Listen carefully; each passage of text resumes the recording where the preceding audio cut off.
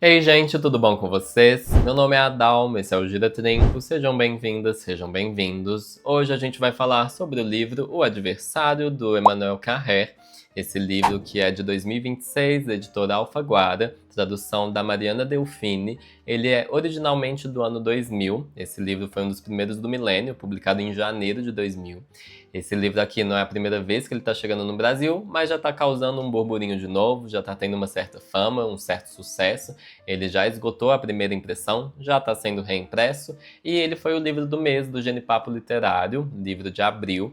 Genipapo Literário é o clube do livro da livraria Genipapo, daqui de BH, uma livraria de rua que eu super recomendo. Adoro o encontro do Clube do Livro.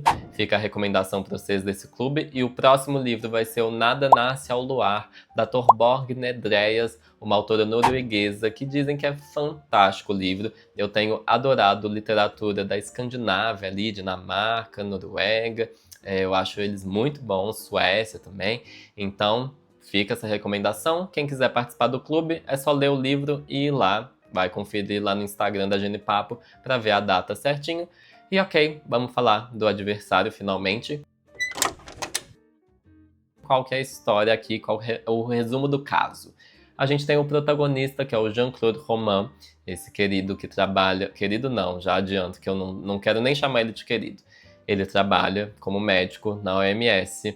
Ele que é super renomado, tem uma carreira longilínea, é ótimo, longa carreira, uma carreira de sucesso. Ele vai ter ali uma família tradicional, ele vai ter a esposa, vai ter 2 filhos, vai ter também pais que ele liga para os pais para desejar boa noite, vai ter uma boa relação com eles. Ele vai estar ali vivendo essa vida muito tranquila, quando de repente, ele tem até uma amante para completar a família tradicional francesa. Quando de repente acontece um incêndio que vai fazer com que várias pessoas da casa dele morram. Na verdade, ele é o único sobrevivente. A esposa vai falecer, os filhos vão falecer. Ele vai ficar em coma, né, durante um tempo. E nisso, ele vai estar em coma. Eles vão decidir avisar os pais dele em relação ao que aconteceu. E aí eles descobrem que os pais foram assassinados. E até o cachorro da casa foi assassinado. E isso vai ser algo impactante. Eles vão falar: nossa, será que tem alguma relação entre esse incêndio e esses assassinatos? Descobrem, depois de poucas investigações, que na realidade quem matou todo mundo foi o Jean-Claude Roman. Eles veem que nos corpos da esposa e dos filhos vão ter marcas ali indicando que eles não morreram no incêndio. Investigam um pouco e não descobrem só esses assassinatos. Descobrem também que o Jean-Claude Roman nunca foi médico. Ele nunca teve um diploma de médico. Nunca trabalhou na OMS. Quem era esse homem que matou os pais, os filhos, a esposa e até o cachorro da família? Ok, é muito chocante e esse é um caso real. Isso não é ficção, isso aconteceu. Deve ter episódio de True Crime em relação a isso. Eu nunca vi nenhum documentário sobre essa história, mas aconteceu na França no ano de 1993 e é quando o querido, assim, quer dizer, eu ainda vou falar da abordagem do autor, como que ele chega nessa história, como ele vai escrever esse livro, mas primeiro eu acho que é uma premissa muito boa porque vem muitas perguntas, né? Por quê? Como assim? Como isso aconteceu? Como que ele enganou tanta gente? De onde ele tirava dinheiro durante 18 anos se ele não trabalhava no lugar onde ele trabalhava e sustentava um lifestyle, uma forma de vida ali, um estilo de vida que não condizia com o trabalho, tipo, que ele não tinha, tipo, o que aconteceu, sabe? É muita pergunta que vem à nossa cabeça e a gente fica muito impactado, já que é um caso real, né? Mas já nos ensinou Solange Duprat também que... Porque você pode enganar todo mundo por quase todo tempo. Quase todo mundo por todo tempo, mas você não pode enganar todo mundo por todo tempo. Essa nunca falhou, Fátima, e não vai... Agora sim, falando da abordagem do Emmanuel Carrère, ele mora na França, né? Ele é um autor francês, acho que já dá pra ver pelo nome dele, que ele vai viver isso muito de perto. A mídia vai, obviamente, cair em cima desse caso, todo vai chocar a França. E nisso ele vai ver que o caso tá acontecendo, vai ficar muito impactado. Ele tem um filho da mesma idade, mais ou menos, do menino ali. Ele vai ser um pai que vai ficar completamente absorto, ele vai ficar gag dela gag com tudo que tá acontecendo. Vai ficar muito interessado em saber do ponto de vista do Jean-Claude Roman. Ele vai querer saber um pouco mais dessa pessoa que cometeu esses crimes, ainda vai mandar uma carta para ele antes que seja de fato iniciado o julgamento, mas o tom da carta já me deixa um pouco receoso. Eu acho que essa tentativa de contato é de um jeito que tem que acontecer para que o Jean-Claude sinta uma abertura em relação a essa conexão ali, mas eu acho que existe um tom respeitoso que eu não teria, óbvio que eu não importa, né? O leitor aqui tá lendo, mas eu acho que não deixa de ser um pouco chocante o jeito que o Emmanuel Carrère vai falar com o Jean-Claude, e ele vai falar uma coisa que eu acho um pouco duvidosa, assim, que é, abre aspas, sentia pena, uma simpatia dolorosa ao me colocar no lugar desse homem que vagava sem destino, ano após ano, fechado em seu segredo absurdo, que não podia contar a ninguém e do qual ninguém podia saber, sob o risco de morte. Ok, temos umas escolhas aqui nesse trecho que são um pouco questionáveis, porque não podia contar a ninguém, poder é um verbo forte, né? Poder contar para todo mundo, ele podia. Se ele estava sob um risco de morte social, assim, se tudo que ele construiu, toda essa mentira que ele vai alimentar ao longo dos anos ia por água abaixo, ia ruir, ia acontecer isso, mas poder ele podia, né? Não é que, assim, era muito arriscado. E é estranho que o Emmanuel Carrère vai meio que ter uma empatia com o Jean-Claude, que é um pouco desconcertante. Eu não vou negar que essa foi a minha impressão lendo. E ele vai falar que é meio que ele devia algum respeito ao Jean-Claude porque ele ia contar a história do Jean-Claude. O que eu acho, assim, é uma coisa meio jornalística essa opinião, né? De você... assim, o cara ainda não tinha sido condenado, a gente ainda não sabia exatamente o que tinha acontecido. Poderia ser um surto psicótico, a gente realmente não tem noção do que estava acontecendo por trás. Só que é aquela coisa... Você está contando a história do acontecimento, não necessariamente precisava ser a história do Jean-Claude. Mas a gente vai ver que essas cartas aí, eu tinha uma impressão que o livro ia ser sobre essa troca de correspondências, mas na realidade não vai ser sobre isso o livro. Mas a gente vai ver que ele vai ter uma estrutura em que toda a história do julgamento vai ser contada, dando também pra gente o contexto de tudo que estava ao redor do Jean-Claude. É um livro muito bem organizado, é um livro muito bem estruturado, bem montadinho. Ele parece um longo episódio, assim, um grande documentário de true crime, de crimes reais. Isso aqui realmente é uma ótima reconstrução dos fatos. É um trabalho muito bem feito. Ele é fácil de ler, super rápido, super fluido. É um trabalho que o Emmanuel fez muito bem. Eu acho que ele condensa a história. Eu acho que ele cortou... Assim, eu nem sei o que ele cortou, porque parecia que o essencial estava aqui, com detalhes, mas também não de um jeito que ficasse maçante. Esse livro vai ter pra gente a história do melhor amigo do Jean-Claude, que era o Luc, que vai ser um personagem relativamente importante. Todo o grupo de amigos do casal que vai estar ali em volta e vai ficar muito chocado com a notícia. Vai todo mundo ficar assim, como assim? Tipo, o Jean-Claude fez o quê? Imagina, nossa, eu acho que o mundo cai. Nossa, é até difícil descrever o que acontece quando você tem uma notícia dessas. Um dia, uma semana antes, você vê a pessoa ali, o casal todo feliz. De repente, acontece isso que acontece. A gente também tem um pouco da história da família do Jean-Claude, a gente tem essa história de origem. Não é muito profundo, mas a gente tem até uma frase que eu acho que o olho do Freud ficaria deste tamanho, porque era a frase, abre aspas, ele admirava que o pai nunca deixasse suas emoções transparecerem e se esforçou para imitá-lo. Eu acho que é uma frase que já resume um pouco do que tinha nesse contexto familiar. Eu acho que não justifica nada. Eu acho que o que a gente faz com que o mundo constrói da gente, oferece pra gente, é mais complexo. Tipo, a gente sabe que pessoas com histórias muito trágicas não vão fazer isso a rodo, né? A gente sabe que isso não é um critério determinante, mas a gente entende um pouco melhor de onde que ele vem. E também a gente vai ter a história do casal, a gente vai aprender ali quais que eram os afetos, as motivações, como que eles acabaram juntos. Não era um casal que começou numa grande paixão, a gente vai ver que tinha uma certa conveniência, assim, mas a gente vê que foi uma família margarina também, a gente tem essa ideia de que eles realmente construíram esse negócio que parecia estar tudo bem. Só que, obviamente, a gente vê que aos poucos é uma vida que é transformada numa grande mentira e a bomba vai explodir a qualquer momento. A gente fica nessa tensão de tentar entender como que essa bomba explode desse jeito. E nisso eu acho interessante que a escrita pragmática do Emmanuel Carrère, com frases curtas, pouca coisa lírica, assim, pouca liricidade, poucas metáforas. Eu acho que encaixa muito bem com a proposta, seja porque a gente vai acompanhar todo o processo, todo o julgamento, mas também porque ele vai evitar dar opiniões pessoais. Por isso que eu também falei dessa nuance, do jeito respeitoso que ele vai abordar o Jean-Claude Roman, tendo uma empatia com alguém que a gente não tem uma vontade de ter uma empatia. É curioso, eu acho que é uma escolha interessante do autor. Ele não vai abrir essa brecha, ele não vai dar essa brecha de realmente falar, olha o que eu acho. Ele vai contar a história. É um livro que essa descrição, esse tom descritivo, eu até fiquei meio, nossa, realmente parece que não tem nada de ficcional, parece um retrato quase cru, mas que é interessante, não é como se fosse a gente lendo os autos do processo. Eu acho que a única coisa na escrita, um detalhe do detalhe, assim, que me incomodou, foram os toques de grandiosidade, uns finais de capítulo, assim, impactantes que acontecem ali, como, abre aspas, foi a carta mais difícil que precisei escrever na vida.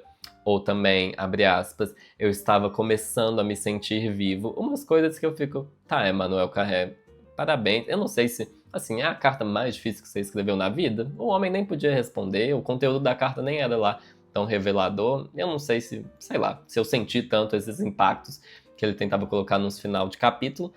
Mas, enfim, esse aspecto mais racional vai também combinar com um aspecto psicológico do livro, que é uma tentativa de construir o Jean-Claude como uma pessoa que foi muito solitária. Perdão, uma pessoa que não tinha como dar vazão aos seus sentimentos, não conseguia se expressar. Ele não tinha basicamente nenhuma catarse, existe essa ideia por trás. Eu não sei se eu concordo, existe essa coisa que na página 78 o Emmanuel Carrère vai falar assim, abre aspas, voltava à ausência, ao vazio, ao nada, que não era um acidente de percurso, e sim a única experiência de sua vida. Ele nunca conheceu outra, acho, nem sequer antes da bifurcação. Essa bifurcação seria o período em que ele realmente vai começar a criar esses 18 anos de mentira da OMS, toda uma carreira médica. Essa seria a bifurcação. Mas, na opinião do Emmanuel Carrère, mesmo antes disso, ele nunca teve nada a não ser a ausência, a não ser o nada. Eu não sei se eu concordo, porque eu acho até grandiloquente ele falar que, nossa, completamente, única experiência de vida que ele teve foi a solidão. Não é o que dá a parecer o resto das evidências que ele traz. Ele fala dessa coisa de ligar para os pais todos os dias, de ele ir visitar os pais com muita frequência, de os pais adorarem receber ele. Existe uma questão que eu sei que isso não anula a solidão, né? Eu sei que é mais complicado, mas existem muitas coisinhas assim, a família, os filhos fazendo desenhos para ele, falando te amo, te amo. A esposa também muito carinhosa, sabe? Eu acho que, sei lá, essa convivência toda que ele tinha, ele não estava tão abandonado quanto às vezes o Emmanuel Carrère faz parecer. Aí fica essa dúvida. E por que isso me incomoda também?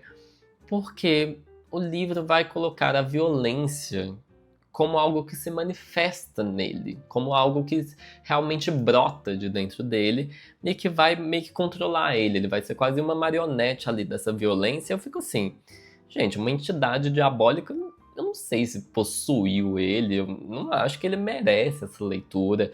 A passagem bíblica que chama o diabo de o adversário é o que dá o nome ao livro, inclusive. É muito marcante essa questão religiosa, inclusive, eu ainda vou falar um pouco mais dela, mas essa coisa diabólica, como se fosse o diabo entrando no corpo dele fazendo o que fez, gente, eu não consegui enxergar isso. Eu acho que é difícil. Nossa, eu acho que não foi o caso. A minha tendência foi não enxergar isso. E aí vamos começar a falar do julgamento, porque eu vou trazer algumas coisas que vão complementando o livro e que vão ser discussões bem amplas. Eu acho que o livro vai ser bom discutir ele. Ainda não aconteceu o encontro da Genepapo, então eu tô animado para falar sobre esse livro. Mas vamos falar sobre isso, que é um dilema moral? Existe de fato um dilema moral aqui? Porque o livro traz isso, a capa do livro fala, um livro revelador sobre a fragilidade das relações humanas. Elas eram tão frágeis? Elas eram realmente essa coisa que não foi um homem que quebrou a força? Vamos discutir. Primeiro, a imagem do mal. O que a gente enxerga como maldade? O que de fato a gente enxerga como ruim, como perigoso? Eu acho que isso é um bom ponto de partida. Por quê? Porque parece que todo mundo ao redor desse homem, do Jean-Claude, falava: é o homem mais correto que eu já conheci. Ele, quem poderia imaginar que ele faria isso? Quem poderia falar que esse homem, que é o nosso exemplo, faria uma coisa dessas, assim? Mas o que é um monstro? O que essas pessoas tinham no imaginário delas que elas consideravam uma ameaça? Porque, para muitas pessoas, e vamos ser honestos aqui, homens héteros brancos de famílias tradicionais, eles vão ser uma ameaça. Eles vão ser algo que você enxerga ali como pessoas que têm uma porrada de privilégios e uma construção social de não enxergarem a própria culpa, de serem pessoas birrentas, de serem pessoas agressivas, de serem pessoas que vão ser a causa de muito sofrimento no mundo. Eu acho que essa não é uma visão bem mais popularizada nos anos recentes. Não acho que é todo o caso, eu acho que, assim, pessoas são pessoas, cada caso é um caso. Mas o caso dele, eu acho até legal que o melhor amigo dele que aparece, o Luke, ele vai falar assim: olha, gente, eu sei que se você conhece o final dessa história, parece idiota a gente falar isso. Isso eu acho interessante. Eu acho interessante quando vem essa frase, assim, vem esse trecho em que o Luke vai dar o depoimento dele no julgamento e que eu boto fé, tipo, é claro que, assim, você olhar agora é muito fácil falar: nossa, que absurdo você não ter enxergado nada, você não ter suspeitado de nada. Mas não é exatamente sobre isso. A minha questão maior é: suspeite de todo mundo. Aqueles. Mas um pouco isso, de por que você confiaria tão cegamente em alguém se você tem a noção, se você para pra pensar, ninguém conhece ninguém a fundo. Qualquer pessoa com um pouco de senso crítico sabe que não é tão difícil assim você esconder uma parte da sua vida. Você esconder seus fetiches, suas preferências, seus pensamentos mais obscuros, é justamente o que você vai querer esconder. Eu acho que você enxergar uma pessoa como um grande exemplo, uma pessoa que você não consegue enxergar, nossa, é uma pessoa perfeita. Isso é a coisa mais perigosa do mundo, talvez. É exatamente a pessoa que você não deveria confiar, porque você não consegue enxergar a ambivalência dela. Eu enxergo mais desse jeito. Enfim, outra pessoa que dá uma opinião em relação a essa imagem do mal é um querido que ele trabalha lá no tribunal. Ele vai ser tipo um zelador que tá lá há 40 anos. E tem uma hora que o Emmanuel Carrère vai falar com ele e esse querido vai falar assim: faz tempo que isso aí, o Jean-Claude, isso aí não é mais humano. E aí eu acho interessante a discussão do que é a humanidade. Por quê? Porque uma coisa que acontece é que a empatia a gente considera que é uma habilidade que é humana, que é tipo, é essencial à humanidade de alguém. Uma pessoa que não sente empatia, que não consegue assimilar essa culpa, não consegue se colocar no lugar do outro também, a gente enxerga que aquela pessoa tem alguma coisa muito errada. São os sociopatas, os psicopatas, essas pessoas que estão no extremo do absurdo. Essas pessoas têm essa dificuldade da empatia, de sentir essa culpa coletiva que vai ter alguma pressão ali, que não necessariamente vai ser ruim, né? Na verdade, é bom que a gente não queira fazer tudo que a gente queira. Não acho que é tão saudável também essa anarquia. Mas, sei lá, eu acho que a gente tem uma visão da nossa espécie que algumas pessoas têm uma ideia de que a humanidade é o auge da evolução. De que a humanidade é tipo... isso até me lembra de um vídeo do TikTok que era uma mulher perguntando e outra mulher respondendo, que a mulher pergunta: nossa, mas por que os macacos não chegam ao ponto de, tipo, estarem evoluídos quanto os humanos? Tipo, eles estão chegando perto do nosso nível, assim? Era mais ou menos essa pergunta. Eu não sei se eu falei muito bem, mas era essa coisa: quando que os macacos vão alcançar a gente? E aí a outra mulher explicou a teoria da evolução pra ela, que foi: olha, nós e os macacos com quem a gente convive atualmente, nós saímos de um mesmo ancestral. A gente sai de um mesmo ancestral, depois a gente vai ramificar, os humanos viram os humanos e os outros macacos continuam macacos, não vão se diferenciar o suficiente para virar a nossa espécie, né? Mas algo que eu acho interessante é essa ideia. O ser humano não parou de evoluir. Na verdade, ele é o primeiro animal racional. Então, na verdade, a gente está muito arcaico na nossa racionalidade, se a gente for parar para pensar. Tipo, olha esse ponto de vista. Nós somos os primeiros animais que têm algumas habilidades muito interessantes evolutivamente. Mas os primeiros, tipo, olha o tanto de possibilidade. E a evolução continua pra frente. Os outros macacos vão continuar evoluindo de outros jeitos, outro tipo de seleção. E a gente também. né? Como se fosse encontrar, né? Como se a gente tivesse ultrapassado uma linha de chegada. E por que que eu falei isso tudo? Porque existe essa ideia, tipo, nossa, o ser humano é o auge, a gente conseguiu, realmente, vamos nos colocar no centro do mundo, o humanismo é a resposta. Calma, gente, não é tão assim. E nisso é difícil discutir o que é humano, porque eu acho que se a gente for parar pra pensar, o ser humano não era pra ser perfeito, né? Não é pra ser essa coisa tão racional, tão bela e admirável. Talvez, assim, só talvez, uma grande hipótese, o que acontece no livro, que é tão absurdo, é um traço humano, que a maioria de nós consegue controlar, mas talvez seja mais humano do que a gente gostaria de aceitar. Enfim, voltando a falar da falta de empatia, acabei de falar que pode ser uma coisa mais natural do que a gente considera, mas é perturbador. É um livro perturbador. É um nível de ausência de culpa que eu fiquei assim, estarrecido, é assustador. Ele sente vergonha? Eu fiquei me perguntando, ele sente alguma vergonha? Porque parecia que não. Me parece que não. Você fica se perguntando, como, tipo, do que ele sentiria vergonha? Porque durante o julgamento você vai vendo que ele tem uns momentos mais tocantes, mas é tudo muito estranho. É uma história muito estranha, é muito cruel. Tipo, credo, tem umas partes que você fica assim, gente, se você não tá afim de ler um negócio que pode realmente mexer com você, não lê isso aqui, não é agradável. Eu sei que muita gente adora true crime, adora esses crimes reais e vê história desse tipo e que acha muito interessante. É um livro ótimo pra você. Mas se você não gosta disso, não lê isso aqui, pelo amor de Deus. Já adiantando a minha indicação, né? Se eu recomendo o livro ou não. Mas é difícil não achar que ele é um psicopata egoísta e covarde. Nossa, ele parece. Tipo, a construção da história toda, você fica tipo, que homem covarde. Tipo, que covardia, sabe? Nossa, é nojento. Não consigo dissociar o jeito que eu enxergo esse livro de tudo que ele traz, porque é um livro que ele não tem nada ficcional praticamente. Ele é basicamente assistir a um julgamento. E eu me senti um pouco parte do júri. E é difícil não julgar um homem que fala assim: nossa, eu amava eles do fundo do meu coração. Que conceito de amor é esse? Como assim? Tipo, que amores são esses? Que você mata todo mundo? Que é isso? Ai, puta que pariu. Vamos parar de um matar o outro pra quê? Pra quê? Pra comer? Matando pra comer? É um nível de simulação que é quase impossível de engolir, não só por esses detalhes do que ele fala, mas também porque quando o negócio aperta pra ele e ele tem que descrever tipo, como que ele fez, tipo, como que foi o dia dele, logo antes, logo depois, você vai vendo uns detalhes que ele não assume as coisas nunca. Ele fica falando, tipo, eu não lembro.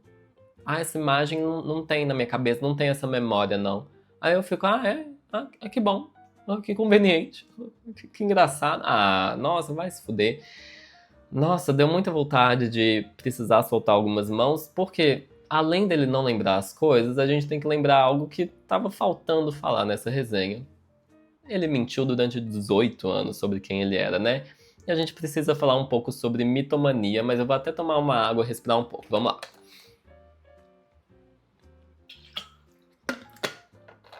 Voltando. A mitomania, nesse livro, o Emmanuel Carrère vai abordar de um jeito que eu não concordo. Ele vai falar assim na página 77. Abre aspas. A mentira dele não acobertava nada. Sob o falso Dr. Roman, não havia um verdadeiro Jean-Claude Roman. Aí eu discordo. Sabe por quê? Por quê? Pra mim, o verdadeiro Jean-Claude Roman é o que mentia. Eu não acho que ele era fragmentado nesse nível de a gente considerar que ele realmente não tinha uma identidade para onde voltar. Ele criou uma persona. Ele criou uma persona inteira. Não é como se as mentiras dele atirassem para todos os lados.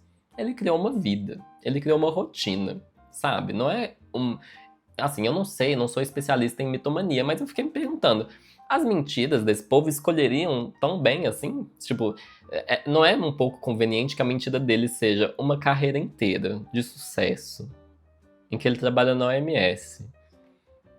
Sabe? É meio tipo, a mentira dele é tão convenientemente boa, ele teve essa sorte da cabeça dele ser mitomaníaco e ter alguma questão alimentar em que justamente ele vai criar uma vida perfeitinha. Eu acho, fiquei muito nessa dúvida do que a mitomania realmente é diferente de alguém que é manipulador, alguém que vai ser um sociopata. Tipo, a mitomania escolhe tão bem as mentiras assim? Dele conseguir manter durante 18 anos as mesmas mentiras? Sabe? Entende a diferença? Porque pra mim, o que eu entendia de mitomania era alguém que vai mentir sobre qualquer coisa à toa. Tipo, a pessoa vai mentir, sei lá, que foi. Vai falar que fez uma coisa bem grandiloquente assim, mas só foi na padaria. Mas vai inventar umas histórias que dá pra ver que são mentiras. Ele inventou uma única mentira, praticamente, inteira. E foi sustentando aquilo, e quando deu merda, deu merda.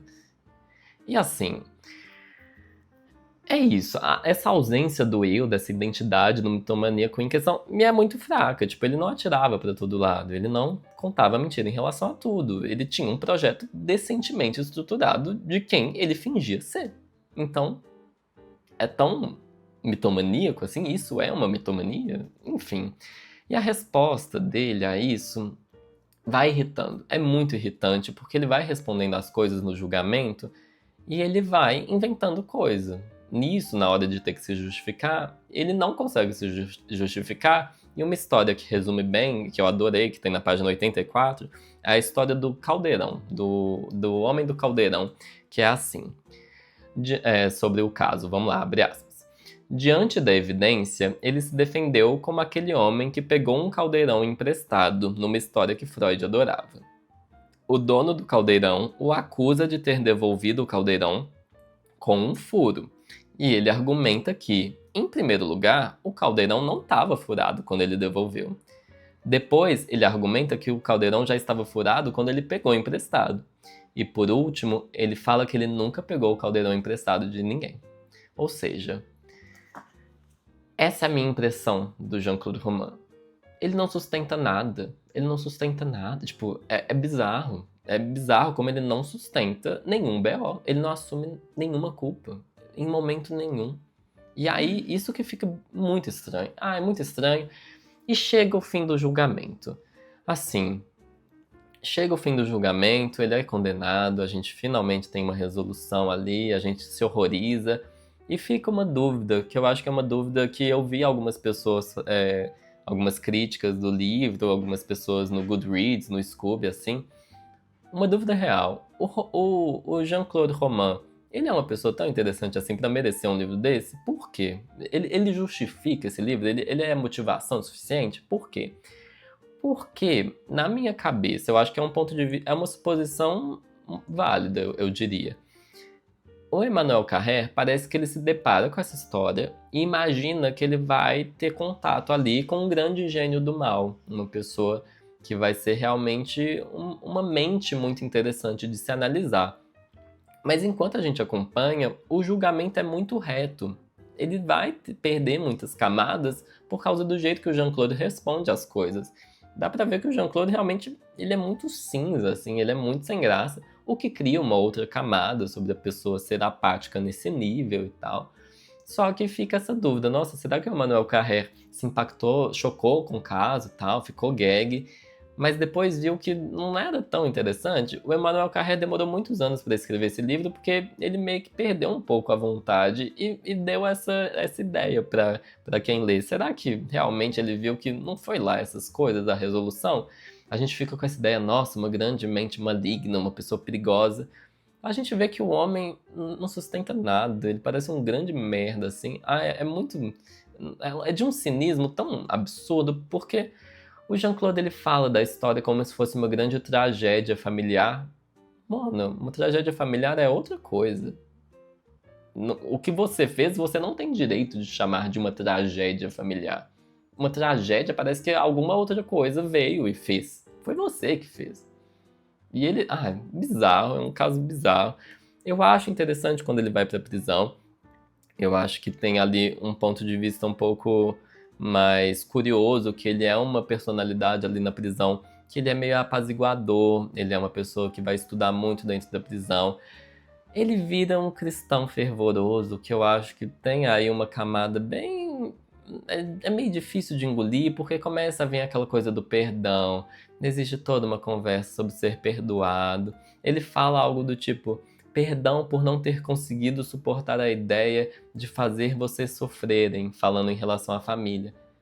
Você não suportou a ideia de fazer eles sofrerem, aí você mata eles? Que? Oi? É muito absurdo. Eu acho que tem algo de curioso nessa história, eu acho que a discussão vai ser interessante, mas assim, é algo chato de você ler e você ficar, nossa, realmente esse homem fez o que fez, vai ficar preso o resto da vida e meio que vai ficar nisso, assim, não sei se foi aquele livro também que me deixou uma grande coisa encucada, eu acho que foi meio que aquela coisa, e eu gosto de uma reflexão que fica, porque na parte da prisão, que é que duas pessoas vão visitar a prisão, eles vão ser visitantes voluntários, uma é a Marie-France e o outro é o Bernard. Eles meio que vão virar quase fãs do Jean-Claude Roman, porque eles vão ver ele como um grande exemplo de um pecador que teve essa oportunidade de se redimir, assim, que vai se tornar uma pessoa exemplar dentro da prisão. Mas assim, a reflexão que tem na página 169, eu achei muito boa, porque eu acho que é o que o livro realmente vai contar pra gente e que fica mais pra mim. Deixa eu só achar a página aqui. Abre aspas. Quando estava debruçado no meu trabalho, cheguei a imaginar de um lado ele e Marie-France regozijando-se mais, e todo o céu junto deles, por um pecador arrependido, do que por 99 pessoas justas que não precisam se arrepender. E do outro lado, abre aspas. O pior que poderia acontecer a Roman seria cair nas mãos dessas pessoas. Ele se deixaria ninar com discursos angelicais sobre a misericórdia infinita do Senhor, as maravilhas que ele opera em sua alma, e perderia a chance de um dia entrar em contato com a realidade. É claro que se pode defender que, num caso como o dele, isso seria mais desejável, mas a opinião dela é que em todos os casos, sem exceção, uma lucidez dolorida é melhor que uma ilusão tranquilizadora, e não serei eu quem vai dizer que ela está errada. Acho muito interessante, porque também é um momento em que eu fico aliviado que o Emmanuel Carrère vai admitir que ele realmente não não defende o Jean-Claude, ele não tem nenhuma empatia. Ele vai falar na página 171 o seguinte, abre aspas, enquanto dirigia de volta a Paris para começar a trabalhar, eu não enxergava mais nenhum mistério em sua longa impostura, apenas uma mistura pobre de cegueira, desespero e covardia. Ou seja, é a opinião que eu tenho também. O Emmanuel Carrère vai terminar o livro com a frase que é bem emblemática, que foi bem divulgadinha também. Abre aspas, pensei que escrever esta história só poderia ser um crime ou uma oração. Eu não sei se eu vejo uma oração assim. Eu não acho que eu fui tão tocado por essa parte religiosa. Eu não vejo uma redenção. Eu não vejo nada. Tipo, que orações são essas que são tão preenchidas por eu não lembro o que eu fiz. Não foi bem assim. Mesmo que vocês tenham 1001 evidências, eu discordo. Ai, Mona, nos poupe, se poupe. Você inventou uma mentira, sustentou durante vários anos. Na hora que o trem ia explodir, deu ruim pra você e você nem conseguiu admitir. Acho difícil não enxergar ele como um covarde. E realmente, vamos concluir. Se você me perguntar se eu gostei do livro, eu acho que é um livro ok. Eu acho que é um livro decente, mesmo que o caso tenha me dado raiva particularmente. Eu acho que a história é muito bem contada, muito bem narrada. Tudo é conectado de um jeito muito fluido, super fácil de ler. Foi agradável a leitura, perturbadora por outros sentidos, mas a leitura em termos de texto ali muito boa. Eu acho que realmente indicar para os outros eu não indicaria, porque se eu pudesse, eu não teria lido esse livro. Eu acho que foi aquela coisa que não me agregou tanto. Fico curioso com a escrita do Emmanuel Carrère, fico com vontade de ler outras coisas dele e saber o que é que eu vou achar. Mas esse caso particular do Jean-Claude Roman, que inclusive já foi solto, continua vivo até hoje, não ligo o suficiente, não acho que ele foi tão intrigante. Eu acho que o livro não vai aprofundar tanto no aspecto psicológico dele, até porque não teve tanta abertura, não teve tanto onde explorar. E acho que é triste, porque poderia ser mais sobre como o meio vai moldar a gente, sobre como nós somos pessoas que temos uma parte ali do mal, maligna, sei lá, mas o livro fica muito achatado nesse sentido. Ele não vai pra frente. Infelizmente não consigo recomendar ele de boca cheia, mas também não acho que vai ser uma perda de tempo, não acho que vai ser nada que você vai se arrepender. Mas é isso, gente. Essa foi a resenha de hoje. Fica os convites agora para você se inscrever no canal, para você curtir o vídeo, para você comentar aqui, pode xingar, pode elogiar. Também te faço convite para você se tornar membro do canal. Você pode me ajudar financeiramente com esse projeto aqui, me ajudar a pagar esses livros tudo. E também participar do meu clube do livro, o Trim Clube. O próximo livro vai ser o Raízes Loiras, da Bernardina Evaristo. Encontro dia 7 de maio, online, às 8 horas da noite, uma quinta-feira. Quem quiser participar, me manda mensagem, me acha no Instagram, no TikTok, @giratrinco. Me segue lá também. Se quiser participar do clube, é só me mandar uma DM que eu falo como que funciona. É de graça também, mas eu te explico os detalhes. E é isso, muito obrigado a quem ficou até aqui. Um abraço e um beijo, até o próximo vídeo.